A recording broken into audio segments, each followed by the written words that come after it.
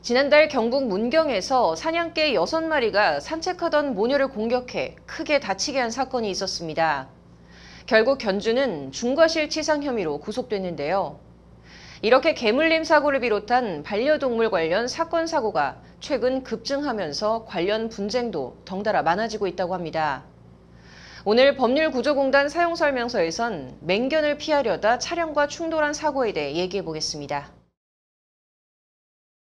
지난 2017년 4월 경남 김해에서 일어난 일입니다. 50대 여성 A씨는 오후 7시 30분경 회사 일을 마치고 자전거를 타고 귀가하고 있었습니다. A씨는 한 화물차 영업소를 지나가고 있던 중 목줄이 풀려있던 중형견이 달려들었고 A씨는 개를 피하려다 사고를 당하고 말았습니다.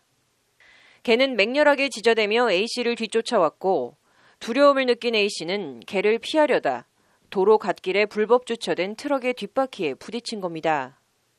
이 사고로 A씨는 전치 5주에 달하는 손가락 골절 등의 상해를 입었고 손가락이 끝까지 구부러지지 않는 영구적인 후유 장애까지 얻게 됐습니다.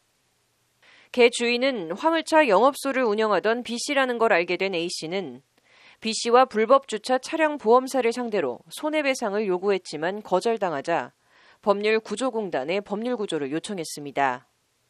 애초 A씨는 3,200만 원의 손해배상을 요구했으나 공단 측은 신체 감정을 통해 A씨의 손가락 골절이 영구적인 후유 장애임을 확인하고 6천만 원으로 배상금을 올려 소송을 제기했습니다.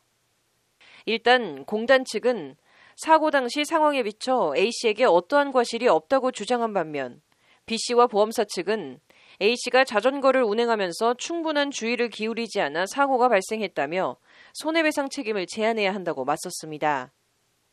그러나 법원은 견주와 불법 주차된 트럭 운전자의 과실을 인정하고 원고 A씨의 손을 들어줬습니다.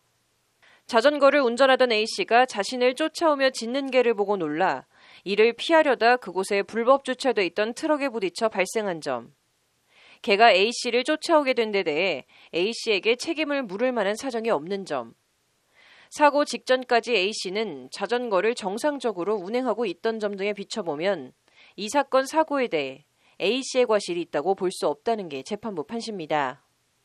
특히 견주 B씨가 주장한 A씨의 사고 당시 보호 헬멧 미착용과 관련해서 재판부는 헬멧 미착용과 상해 부위 사이 상관관계가 없다고 판단했습니다. 관련해서 소송을 대리한 공단 측 정성훈 변호사는 견주의 부주의와 무분별한 불법 주차가 어우러져 일어난 사고에 대해 법원이 책임을 중하게 물었다며 차주와 견주는 더욱 세심한 주의를 기울일 필요가 있다고 이번 소송의 의의를 밝혔습니다. 법률방송 신세아입니다.